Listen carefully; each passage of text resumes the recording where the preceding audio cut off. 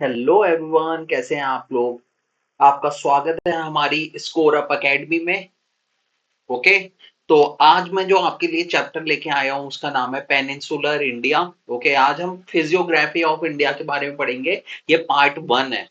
ये part one है। वैसे हिमालय के ऊपर भी मैं लेके आऊंगा वीडियो, फिर उसके बाद जो कोस्टल प्लेन्स होते हैं उसके लिए ऊपर भी लेके आऊंगा। लेकिन मेरी आपसे एक रिक्वेस्ट रहेगी, आप इस वीडियो को पूरा एंड तक देखो। उसके बाद आप जो भी क्वेश्चन होंगे जो पेनिनसुलर इंडिया के ऊपर आए हुए हैं उसके लिए आप क्वेश्चंस कहीं से भी डाउनलोड कर सकते हो और उन्हें लगाएं, और आपका ये चैप्टर कंप्लीट हो जाएगा। मैं आपसे प्रॉमिस करता हूँ, मेंस और प्री दोनों के लिए है ये वाला। ओके। आज मैं एंड टू एंड पढ़ाने की कोशिश करूंगा आपको, और आप प्लीज पूरी अटेंशन के साथ इसे देखें, क्योंकि इसमें थोड़े थोड़े पॉइंटर हैं जो ना थोड़े वैसे होते हैं ना, फैक्ट्स होते हैं, तो फैक्ट्स बहुत इंपॉर्टेंट है पढ़ने के लिए। तो आप प्लीज पढ़िएगा ध्यान से। मैंने एक एक पॉइंट कवर करा है, ये पीसीएस के लिए, आईएएस के लिए। ओके। और साथ में जितने भी कॉम्पिटेटिव एग्जाम्स होते हैं जहाँ पे जीएस आती है, इंडियन ज्योग्राफी आता है, उसके लिए बहुत ज्यादा इंपॉर्टेंट है। तो ध्यान से देखिएगा। ओके। तो चलिए वीडियो को स्टार्ट करते हैं, और चैनल को सब्सक्राइब और वीडियो को लाइक करके जरूर जाए करें। तो अगर मैं बात करूं पेनिनसुलर इंडिया की, तो ये हमारा ना एशियन लैंड मास है। एशियन लैंड मास क्यों बोलते हैं इसे, क्योंकि बहुत पहले गोंडवाना लैंड हुआ करता था, यूरेशिया हुआ करता था, उस टाइम की बात है। अभी मैं पूरा आपको बताऊंगा। वो नीचे से जब आया था, आपने पेंजिया था, और ये बहुत सारी चीजें हुई हैं। फिर सारी जो लैंड मास है आपस में मर्ज हुई हैं। उसके बाद जो जो लैंड मास बने हैं उसमें सबसे पुराना लैंड मास कौन सा है, पेनिनसुलर इंडिया को हम बोलते हैं। और क्योंकि वो गोंडवाना लैंड से बना हुआ है। साथ में ये ना 16 लाख स्क्वायर किलोमीटर में फैला हुआ है, जो लार्जेस्ट फिजियोग्राफिक डिवीजन है, ये याद रखना आप। साथ में मैं आपको बताना चाहता हूँ 3600 मिलियन ईयर ओल्ड है। मतलब प्री कैम्ब्रियन पीरियड भी बोलते हैं इसे। तो इतना इतना ज्यादा ओल्ड है ये। साथ में आप पढ़ भी सकते हो, अर्थ का ओल्डेस्ट लैंड मास में से एक है ये। ओके।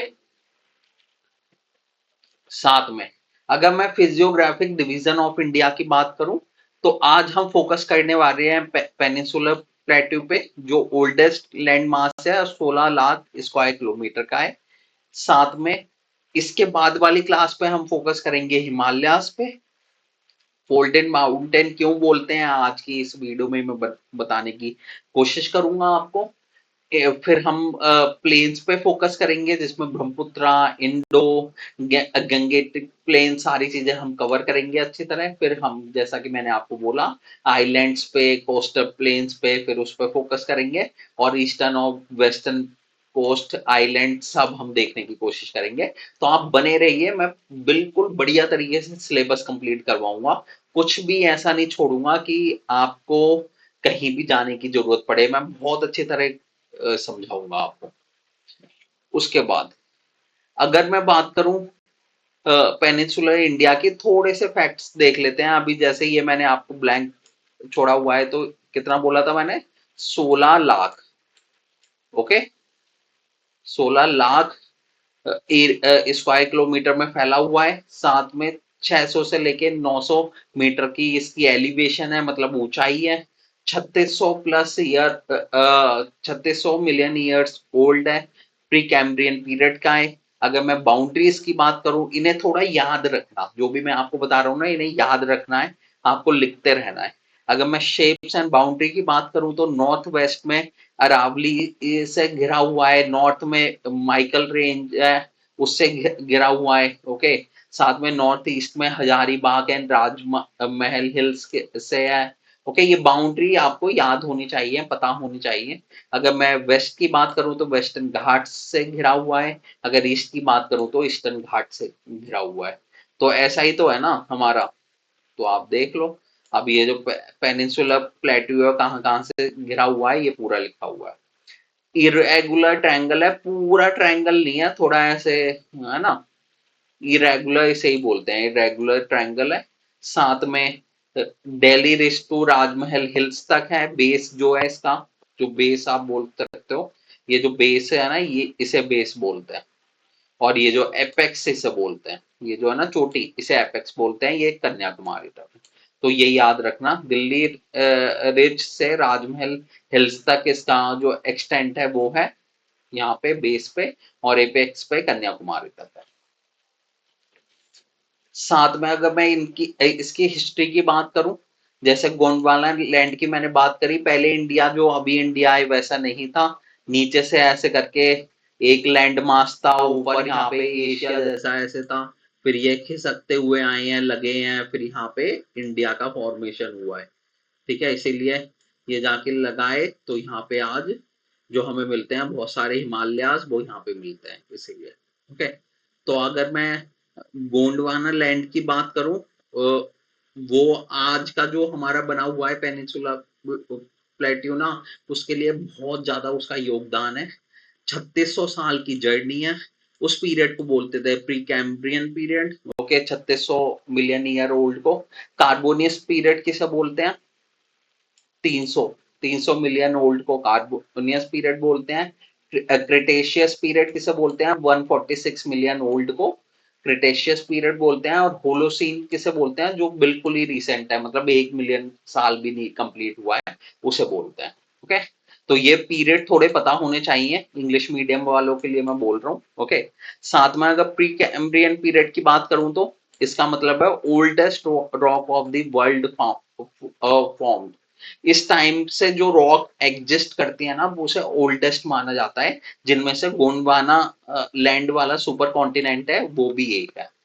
साथ में अगर मैं कार्बोनियस पीरियड की बात करूं तो कोल फॉर्म हुआ था इस वाले टाइम में, दामोदर में, सोन में, महानदी में, गोदावरी बेसिन में।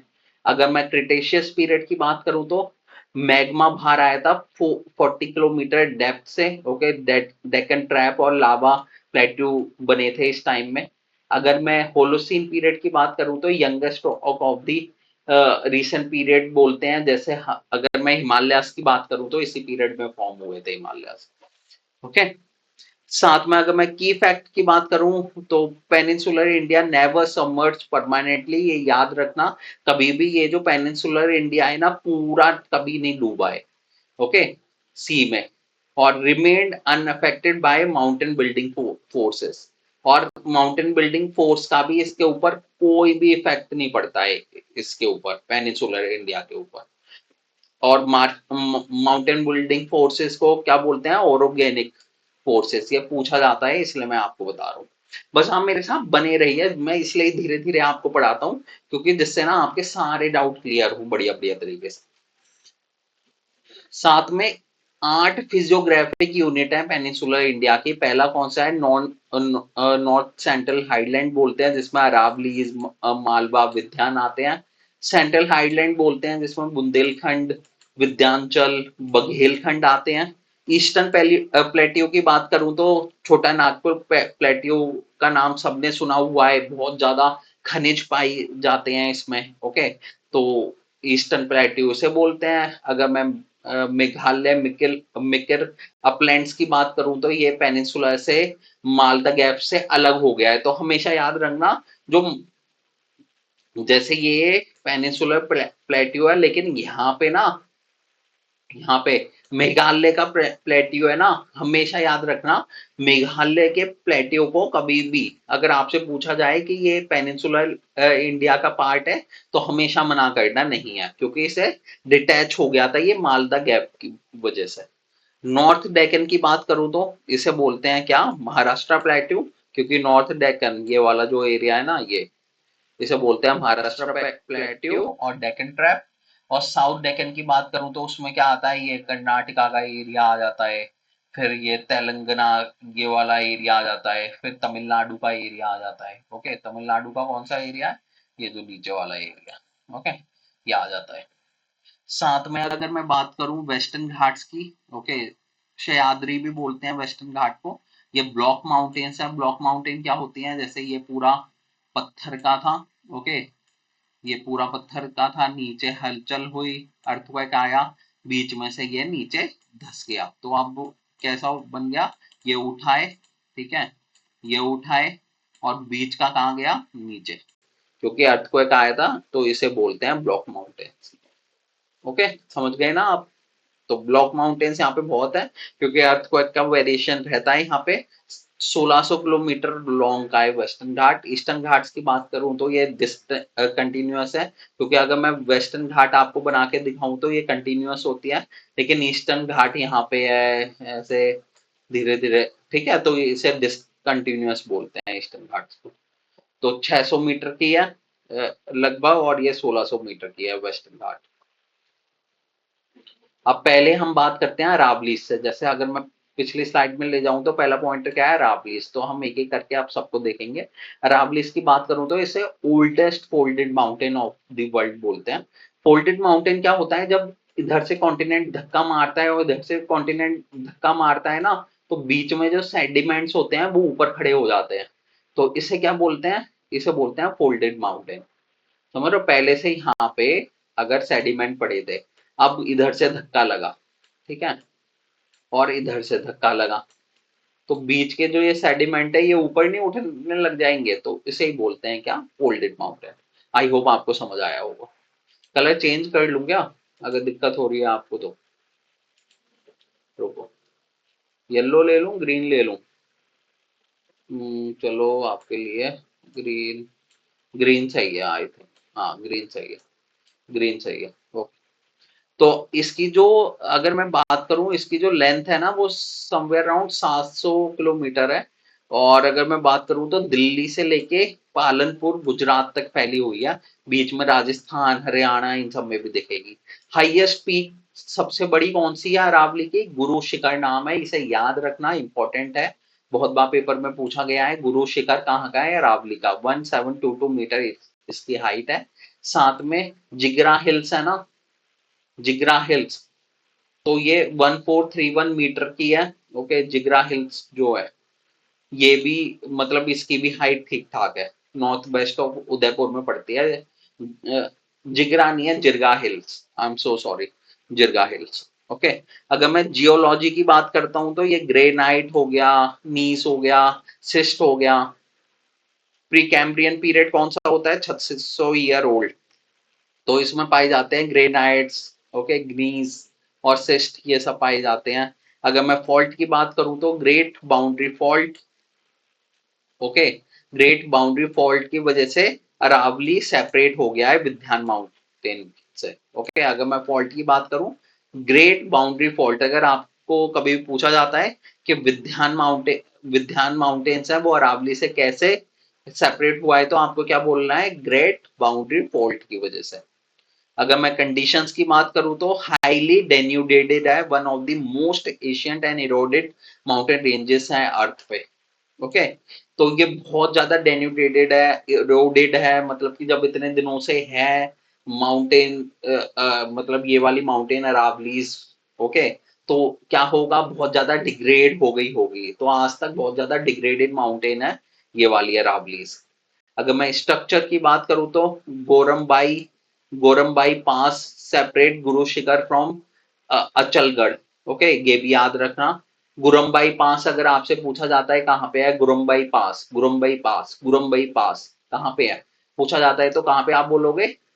कहाँ पे है? अरावलीज में है। और किसे सेपरेट करता है? गुरु शिखर को अचलगढ़ से। अगर मैं ड्रेनेज की बात करूं तो Malwa plateau drains towards Arabian sea. Arabian sea कहाँ है ये तो पता होना चाहिए। देखो, बंगाल की तरफ बंगाल है, बे ऑफ बंगाल है, अरेबियन सी इधर है। ठीक है, हमेशा याद रखना। तो Malwa plateau drains towards Arabian sea. तो ये मालवा प्लेट्यू है, कहाँ को ड्रेन करता है? अरेबियन सी की तरफ को। इसलिए चंबल, सिंध, और ये जो है चंबल, सिंध, बेतवा, केन, ये सारी जो नदियां हैं ना, ये किसकी? यमुना की ट्रिब्यूटरी हैं। तो ये बे ऑफ बंगाल में ड्रेन करता है ये मालवा प्लेट्यू ना, towards Arabian sea and bay of Bengal में ड्रेनेज है इसका, हमेशा याद रखना। साथ में अगर सिग्निफिकेंस की बात करूं तो इसकी, अरावली हिल्स की, तो ये जो है ना वाटर शेड रीजन की तरह वर्क करता है, जिसकी वजह से ना रिवर फ्लो करती हैं अरेबियन सी और बे ऑफ बंगाल की तरफ। वाटर शेड रीजन मतलब कि वाटर शेड रीजन क्या होता है, जहां से, जैसे वाटर शेड रीजन मैं आपको बताता हूँ, जैसे यहाँ से नदी निकली ना तो ऐसे अरे टोपोग्राफी की वजह से जहां पे भी बहेगी तो ये पूरा उसका ड्रेनेज सिस्टम होगा, ये सारा उसका क्या होगा, वाटर शेड एरिया, जहां जहां पे वो पानी देगी। तो अरावली की वजह से ही ना ये जो नदियां ये वाटर शेड रीजन क्रिएट करती हैं अरेबियन सी और बे ऑफ बंगाल की तरफ। अब हम सेंट्रल हाईलैंड्स की बात करेंगे, जैसे मालवा प्लेट्यू की, विंध्यान और सतपुरा रेंजेस की। तो थोड़ा सा ध्यान से आप देखिएगा। अगर मैं मालवा, ये मुझे पता है चैप्टर थोड़ा सा बड़ा है ये वाला, ओके, पेनिनसुला, लेकिन ना हमें थोड़ा पढ़ना पड़ता है, ओके, तो ध्यान से पढ़ना। मैंने सारी इंफॉर्मेशन डाल दिया, तो आप बस मैं जो बोल रहा हूँ उसे आप सुनते जाओ। अगर मैं मालवा प्लेट्यू और विंध्यान रेंज की बात करूं तो अरावली में नॉर्थ बाउंड्री में बता रहा हूँ, नॉर्थ में अरावली है, विंध्यान रेंज साउथ में है, बुंदेलखंड ईस्ट में है। ओके, क्योंकि बुंदेलखंड अगर ये इंडिया है, ओके, ये इंडिया है, देखो साउथ अफ्रीका जैसा बन गया लेकिन इंडिया मानना इसे। तो बुंदेलखंड ना यहाँ पे कहीं पे पड़ता है, इधर की साइड, ठीक है। तो बुंदेलखंड है ईस्ट में। अगर मैं विंध्यान रेंज की बात करूं तो जोबट गुजरात, चित्तौड़गढ़ राजस्थान, ओके, और टू सतना रेवा, इन सबको कवर करता है विंध्यान रेंज।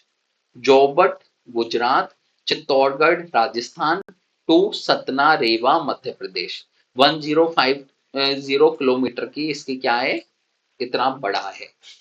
अगर मैं एलिवेशन की बात करूं तो 450 से लेके इसका एलिवेशन, अभी मैं 1 मिनट कलर चेंज कर लूं बस, मैं कलर चेंज कर लूं, हाँ, 450 से लेके 600 मीटर की इसकी एलिवेशन है। अगर मैं बात करूं विंध्यान कैमूर हिल्स की, ओके, माइकल रेंज की, माइकल रेंज क्या होती है, मिकाल रेंज है जो कनेक्ट करती है विंध्यान विंध्यान और सतपुरा रेंजेस को आपस में ना, उसे बोलते हैं हम Maikal range. River draining towards Arabian sea कौन कौन सी है, चंबल है, सिंध है, बेतवा है और केन है। ओके, कौन कौन सी अरेबियन सी की तरह बहती हैं, चंबल, सिंध, बेतवा, केन। अब हम थोड़ी बात करते हैं इसकी, क्या नाम है, सतपुरा रेंज एंड बुंदेलखंड की। तो ध्यान से, अभी हमने बात करी मालवा प्लेट्यू और इसकी, ओके, हमने बात करी मालवा प्लेट्यू की, अब हम बात करेंगे सतपुरा रेंज और बुंदेलखंड की। सतपुरा कहाँ लाई करता है, विंध्यान रेंजेस के बीच में, between Narmada and Tapi river के बीच में लाई करता है सतपुरा रेंज। कंप्राइज किस किस से बना हुआ है, ओके, राजपीपला हिल्स है इसमें, साथ में महादेव हिल्स है और मिकाल रेंज है। मिकाल रेंज अभी आपने देखा, मिकाल रेंज क्या कनेक्ट करती है, विंध्यान को सतपुरा से कनेक्ट करती है, ये लिखा हुआ है ना। सतपुरा रेंज में कौन का है, हमेशा याद रखना, राजपीपला हिल्स, महादेव हिल्स और मिकाल रेंज। धूपगढ़ की अगर मैं बात करूं, धूपगढ़ कहाँ है, नियर पंचमढ़ी है और 1350 मीटर का है, हाईएस्ट पीक है सतपुरा की। धूपगढ़ कहाँ से की हाईएस्ट पीक है, ओके, तो धूपगढ़ है हाईएस्ट पीक कहाँ की, सतपुरा की। अमरकंटक की अगर मैं बात करूं, इंपॉर्टेंट पीक है, ओके, यहाँ से ही नर्मदा, सोन एंड जोहिला रिवर्स निकलती है यहाँ से, अमरकंटक से। तो याद रखना अमरकंटक क्या है, 1064 मीटर की इंपॉर्टेंट पीक है। क्यों इंपॉर्टेंट है, क्योंकि नर्मदा सोन और जोहिला रिवर्स यहाँ से निकलती है। अब मैं बात करता हूँ बुंदेलखंड की। बुंदेलखंड को बाउंड्री क्या है, यमुना नॉर्थ में है, विंध्यान साउथ में है, चंबल नॉर्थ वेस्ट में है और पाना अजयगढ़ रेंज जो है वो साउथ ईस्ट में है। ओके, तो बुंदेलखंड कहाँ पड़ता है, यमुना नॉर्थ में है, विंध्यान रेंज साउथ में है, चंबल नॉर्थ वेस्ट में है और पन्ना अजयगढ़ रेंज कहाँ पे है, साउथ ईस्ट में है। अंडरस्टूड।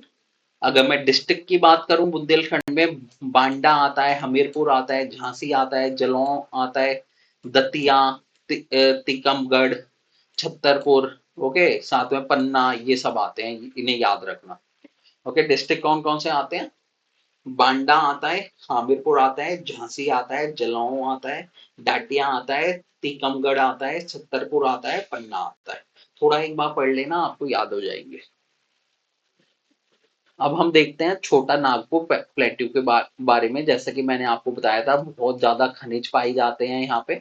ओके, खनिज के मामलों में आप ये मान लो सबसे ज्यादा इंपॉर्टेंट है खनिज के मामलों में ये। ओके, अगर मैं स्टेट्स की बात करूं, कौन कौन सी स्टेट कवर होती हैं, तो ये कवर होती है वेस्ट बंगाल कवर होती है, झारखंड, छत्तीसगढ़, उड़ीसा और north north east Andhra Pradesh.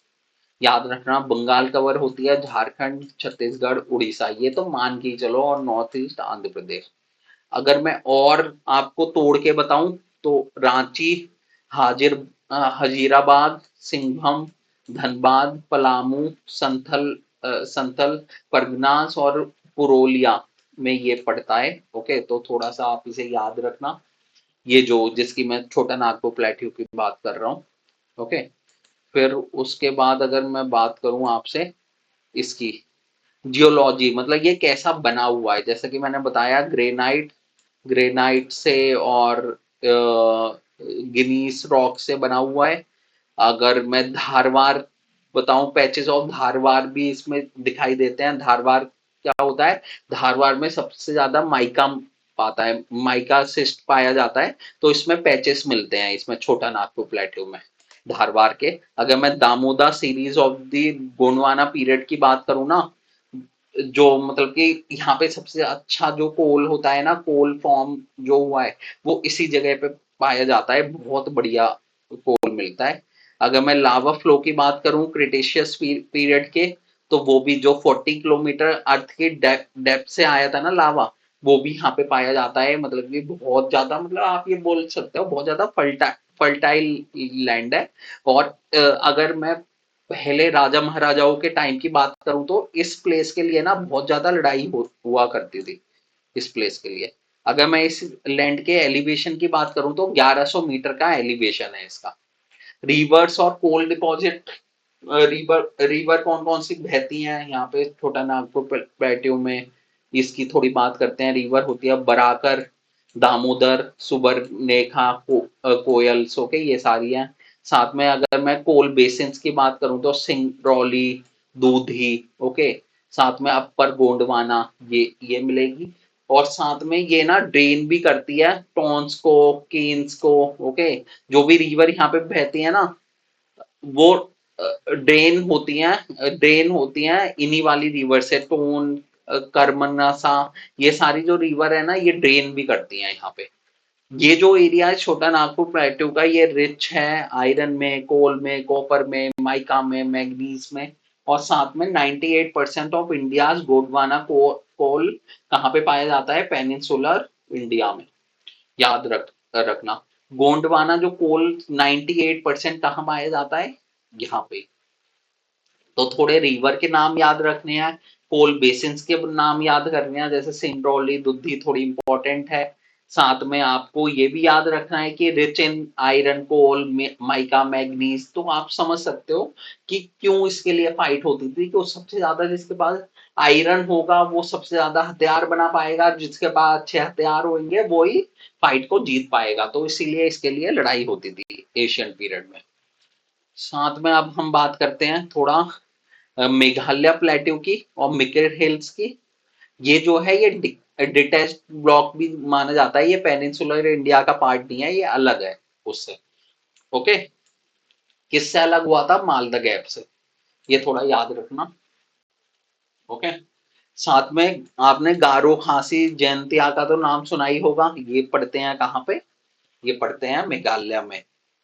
Nokrek, गारो की एक हिल है, नोकरेक नाम है उसका, हाईएस्ट पीक है। ओके, खांसी की जो हिल है उसका नाम है शिलोंग पीक। और जयंतिया में जो हिल है ना, यहाँ पे मतलब कि आप हिल, यहाँ पे इतनी इंपॉर्टेंट हिल नहीं है, यहाँ पे कोल डिपॉजिट ज्यादा पाए जाते हैं। साथ में ईस्टर्न मोस्ट है।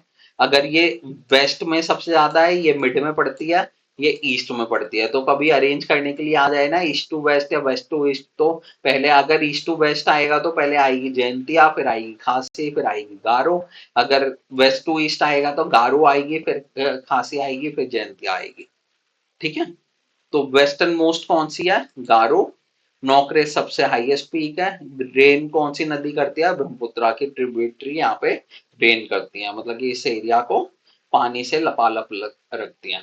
साथ में अगर खासी की बात करूं तो हाईएस्ट एलिवेशन है हिमालय में खासी का। मोसिन राम बहुत ज्यादा बारिश वाला एरिया है। ओके, चिरापुंजी एक का नाम आपने सुना होगा। हाईएस्ट रेनफॉल एरिया में होती है, बहुत ज्यादा रेनफॉल होती है।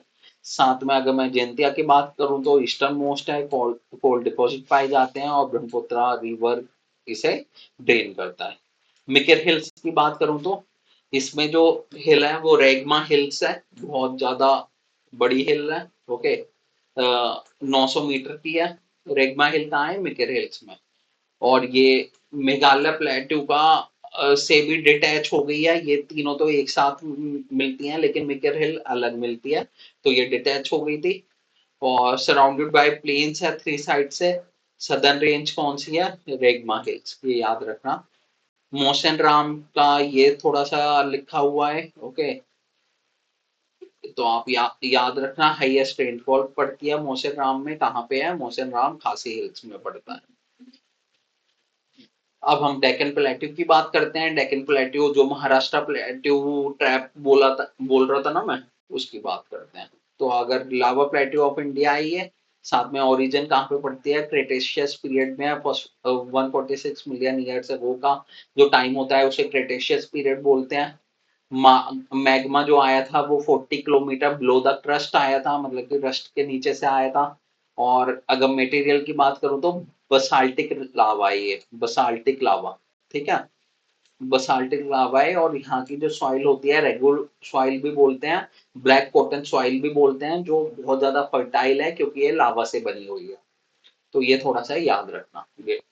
ओके, अब हम नॉर्थ डेक्कन की बात, दो पार्ट में डिवाइड है ना डेक्कन प्लेट्यू में, एक नॉर्थ डेक्कन एक साउथ डेक्कन। साउथ डेक्कन में कर्नाटका, जो मैंने एरिया नहीं बताया था, कर्नाटका तेलंगाना तमिलनाडु वाला वो आता है। नॉर्थ डेक्कन में महाराष्ट्र प्लेट्यू आता है। ओके, अगर मैं एक्सटेंट की बात करूं तो महाराष्ट्र स्टेट तो इंक्लूड है ही है, साथ में कोंकण कोस्ट की जो स्क्रिप्ट है ना, सह्याद्री की, मतलब सह्याद्री का मतलब जब भी लिखा हुआ है तो western Ghat equal to Sahyadri. ठीक है, कोंकण कोस्ट किसे बोलते हैं? मालाबार कोस्ट होती है, कोंकण कोस्ट होती है। जो ऊपर वाला एरिया होता है उसे कोंकण बोलते हैं, कोंकण हमेशा याद रखना। ओके, इसे मालाबार कोस्ट बोलते हैं।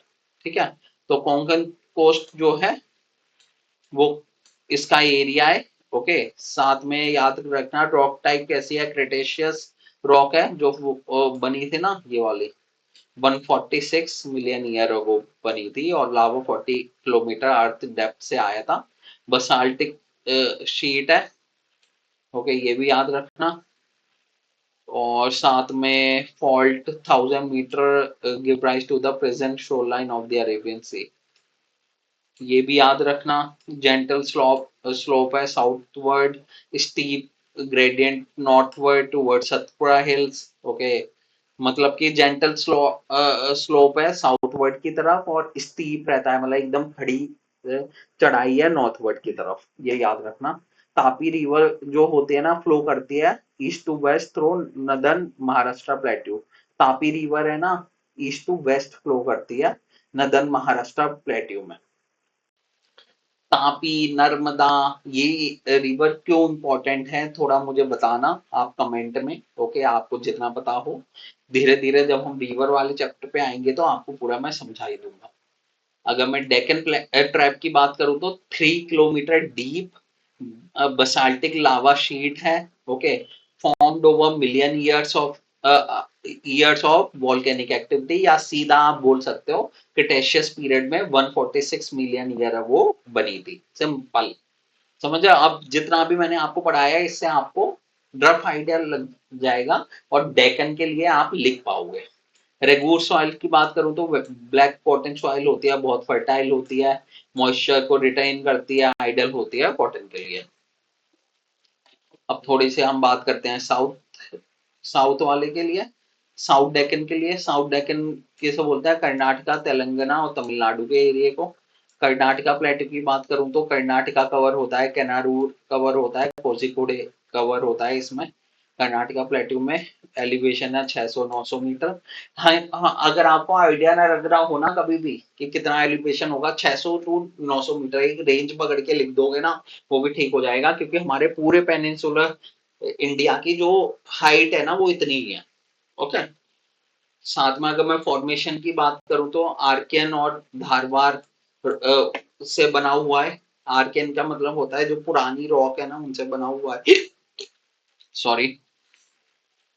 और अगर मैं धारवार की बात करूं तो अभी आपको बताया था ना, माइका माइका सिस्ट के छोटे छोटे पैचेस पाए जाते हैं, तो उसे धारवार बोलते हैं, तो उससे बना हुआ है। अगर मैं मलकानगिरी पीक की बात करूं तो 1913 मीटर की है। जिस पे मैं फोकस करूं ना वही ज्यादा पढ़ना। कभी आपसे पूछा जाता है मलकानगिरी हिल पीक कहाँ पे है, तो बाबा बुदान हिल्स में पड़ती है, हाईएस्ट है। ओके। यहाँ पे अगर मैं मैकू पीक की बात करूं तो 1892 मीटर है। नदन पार्ट की अगर मैं बात करूं तो मैदान बोलते हैं, सदन पार्ट को मलनड मलनड बोलते हैं। ओके।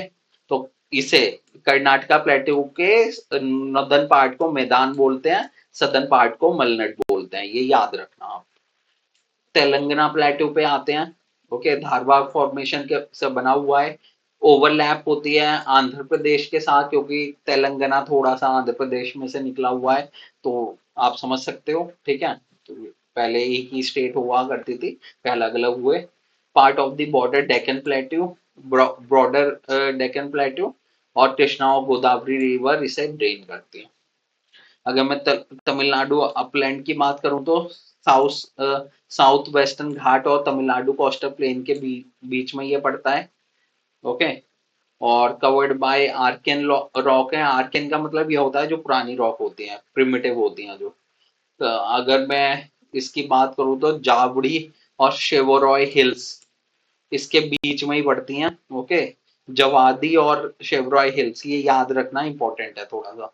और कुदा, मुझे पता है आपको थोड़ा सा ना बोर हो रहे होगे आप, लेकिन if you want to clear the paper you have to remember these things. Okay. क्योंकि हमें अच्छी तरह पता होना चाहिए। अगर मैं कभी लिखने लग गया तेलंगाना के ऊपर या तमिलनाडु अपलैंड के ऊपर, तो अगर मुझे ये पॉइंट ही पता होंगे ना, यही मेरा आंसर पूरा कर देंगे। समझ गए ना।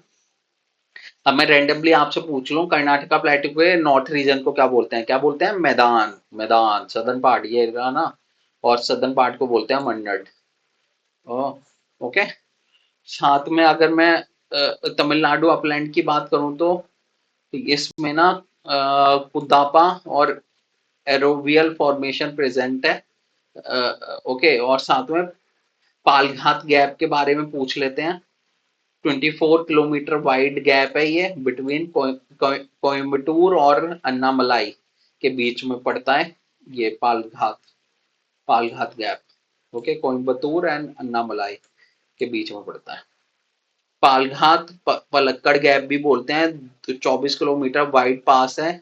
ओके। जो वेस्टर्न घाट्स के बीच से जाता है, तमिलनाडु और केरल को कनेक्ट करता है। गायत्री रिवर इसमें फ्लो होती है ईस्ट टू वेस्ट। ओके।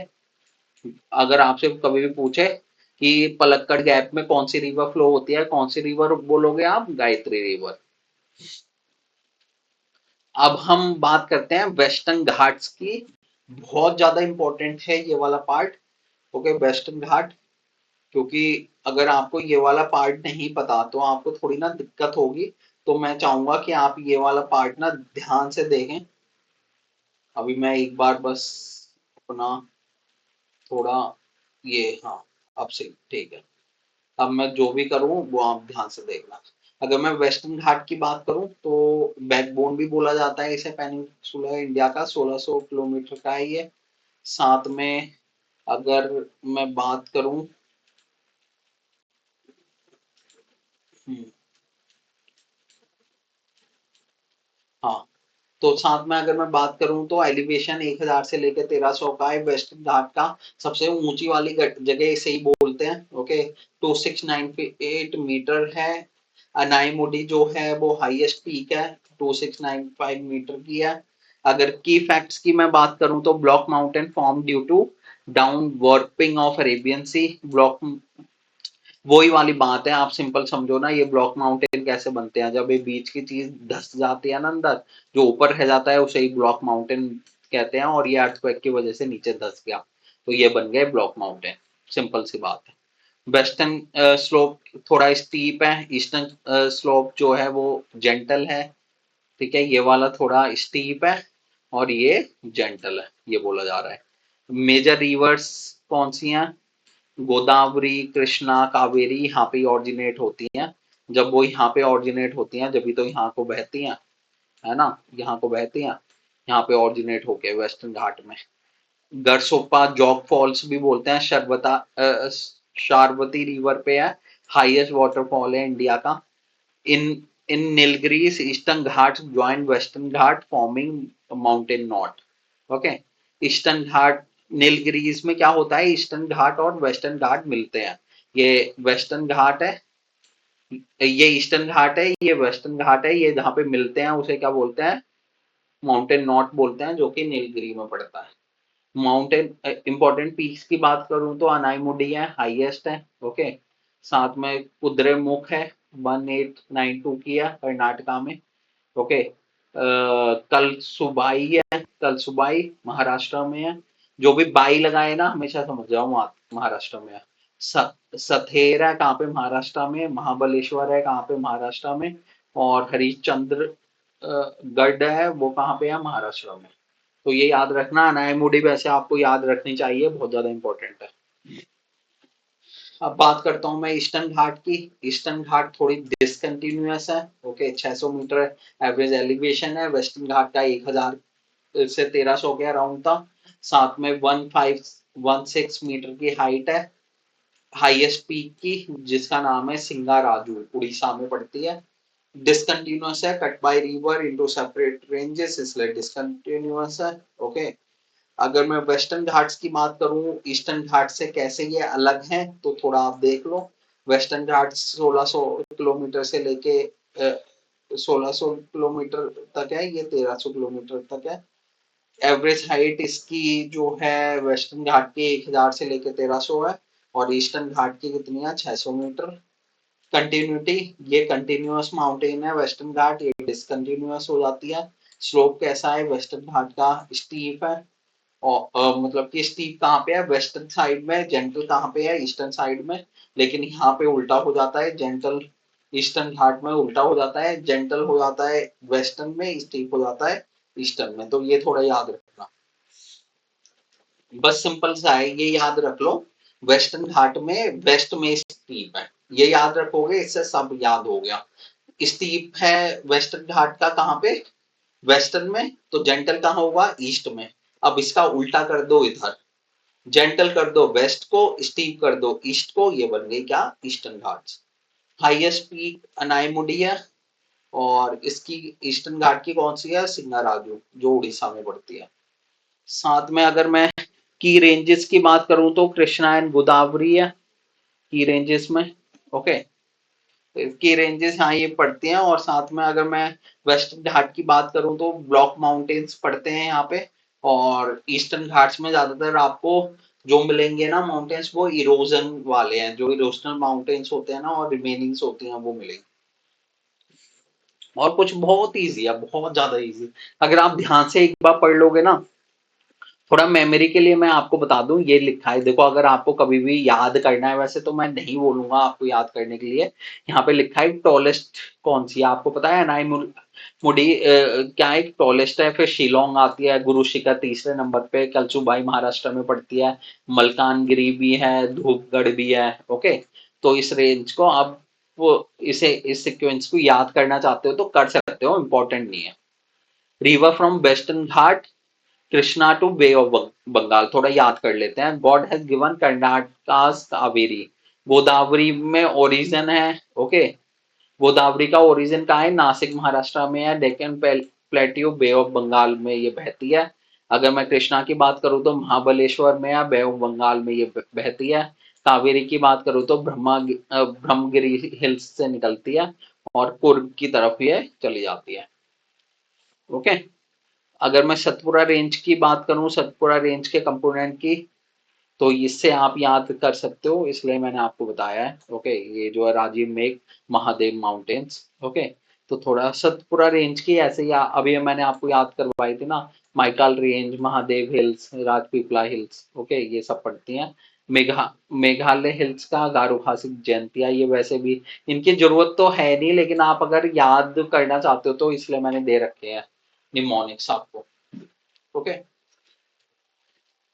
फिर थोड़ा हम इम्पोर्टेंट पीक्स की बात कर लेते हैं। अनाईमुडी की अगर मैं बात करूं तो लोकेशन क्या है, नीलगिरी में, शिलोंग पीक की मेघालयन प्लेट्यू में, मलकनगिरी की बाबूबदाऊ हिल्स में। तो ये पूरा है ना, एक बार आप स्क्रीन रोक के थोड़ा देख लेना, बहुत इंपॉर्टेंट है कौन सी स्टेट में है। हाईएस्ट है, हाईएस्ट नॉर्थ ईस्ट अपलैंड की है, हाईएस्ट कर्नाटका प्लेट्यू की मलकानगिरी है। ओके, और यूनेस्को बायोस्फीयर रिजर्व कुद्रेमुख है, वेस्टर्न घाट में पड़ता है कर्नाटका में। ये थोड़ा सा स्क्रीन रोक के आप थोड़ा पढ़ लेना एक बार, ठीक है।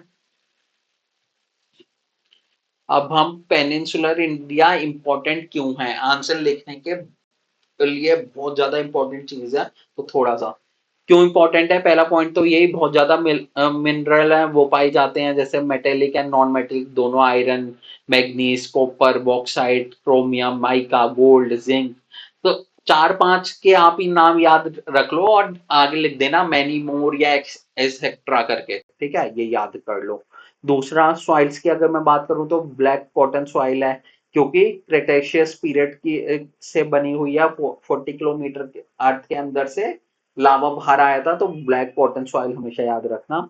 और कॉटन के लिए बहुत ज्यादा अच्छी होती है, रेगूर भी बोलते हैं। Red brown and laterite soil भी पाई जाती है साउथ और ईस्ट पेनिसुलर इंडिया में। हाइड्रो पावर की बात करूँ तो रिवर जो ड्रेन होती है ना बे ऑफ बंगाल में, उसकी वजह से क्या होता है, वाटरफॉल बनते हैं, गॉर्जेस बनते हैं।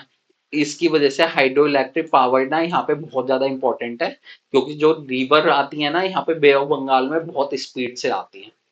अगर कोल की बात करूं तो जैसा कि हमने स्टार्टिंग में बात करी थी, 98% of India's Gondwana coal deposit यहाँ पे ही पाए जाते हैं। ओके, दामोदर में, सोन में, महानदी में, और गोदावरी बेसिन में। फॉरेस्ट की बात करूं तो वेस्टर्न घाट, नीलगिरीज, ईस्टर्न घाट्स, यहाँ पे जो फॉरेस्ट मिलते हैं ट्रॉपिकल मॉइस्ट डेसिडुअस फॉरेस्ट हैं, और सेमी एवरग्रीन फॉरेस्ट हैं, जहाँ पे टीक, साल, सैंडलवुड, इबनी और महागुनी जैसे ट्री मिलते हैं। अगर कल्चर की बात करूँ तो साउथ ऑफ विध्यान, विध्यान रेंज का जो साउथ है ना, वहाँ पे ड्रेविडियन कल्चर चलता है। ड्रेविडियन कल्चर क्या होता है, जो साउथ के जो टेम्पल्स वैम्पल्स सारी चीजें, साउथ को मेनली बताने के लिए हम ड्रेविडियन बोलते हैं। Okay, hilly areas are home to many scheduled tribes. जो भी हमारे हिली एरियाज है ना, उसमें आज भी बहुत ज्यादा एसटी कम्युनिटीज रहती हैं, शेड्यूल्ड ट्राइब्स रहते हैं। तो हमें उनके उनके कल्चर को प्रोटेक्ट करना चाहिए और उन्हें उनका स्थान सही से प्रोवाइड करना चाहिए। अब थोड़ा सा हम रिवाइज कर देते हैं। हाईएस्ट पीक कौन सी है पेनिसुलर इंडिया के, अनाईमुडी, याद रखना, नीलगिरी केरल में पड़ती है। How was the Deccan trap form, Deccan trap बना कैसे है, क्रिटेशियस पीरियड में, जो 40 किलोमीटर डीप से मैग्मा बाहर आया उस वजह से बनाए। What type of mountain are the Western Ghat, Western Ghat किस तरह का माउंटेन है, ब्लॉक माउंटेन है, मैंने बहुत बार आपको बता दिया है। ओके, और ये याद रखना रिफ्टिंग ऑफ अरेबियन सी की वजह से बना है। Where does Narmada river originate, Narmada river कहाँ ऑरिजिनेट होती है, अमरकंटक। ओके, माइकल रेंज और सतपुरा के पास। और अरावली को विद्या रेंज से क्या अलग करता है, ये मैंने आपको इंपॉर्टेंट बताया था ना, ग्रेट बाउंड्री फॉल्ट अलग करता है। Which plateau detached from peninsula by Malda gap, कौन सा था, मेघालय प्लेट्यू अलग हो गया था, गारो खासी Jaintia hills. Highest peak of Satpura range को क्या बोलते हैं, धूपगढ़, ये याद रखना। सतपुरा रेंज की हाईएस्ट पीक कौन सी है, धूपगढ़, जो पंचमढ़ी के पास पड़ती है। What is Patland in Chota Nagpur, mid western portion with elevation 1100 metre, the highest general elevation in the plateau. Patland की अगर कोई पूछे, छोटा नागपुर में पेटलैंड किसे बोलते हैं, तो बोलना mid western portion with elevation 1100 metre. Okay, the highest general elevation in the plateau, simple. तो यहाँ पे हमारे जितने भी प्लेट्यूज थे वो खत्म होते हैं। हमने यहाँ पे ये सारे प्लेट्यू पढ़ लिए हैं, सारा कंप्लीट करा है। कुछ भी आप उठा के पढ़ना, आपको आधे से ज्यादा पेनिनसुलर इंडिया के क्वेश्चन आप कर पाओगे, जो पहले आप टच भी नहीं कर पाते थे, अब आप उन सबको कंप्लीट कर पाओगे। देखो, ये इंपॉर्टेंट नहीं होता कि आपको कुछ समझ आ रहा है या नहीं आ रहा, आप ना खुद भी पढ़ो, मैं जो बोल रहा हूं उसे भी देखो, ठीक है। लेकिन अगर आप इसी वाली वीडियो को सही से देख लोगे, तो मैं आपको बोल रहा हूँ कोई भी पेनिनसुलर इंडिया का क्वेश्चन बस करंट से रिलेटेड नहीं होना चाहिए, स्टैटिक से जितने भी रिलेटेड हो गए आप कर पाओगे। ओके, तो अगर आपको ये वीडियो पसंद आया हो तो चैनल को सब्सक्राइब करना ना भूलिएगा। मिलता हूँ आपसे नेक्स्ट वीडियो में। Thank you so much, have a nice day, take care, bye bye.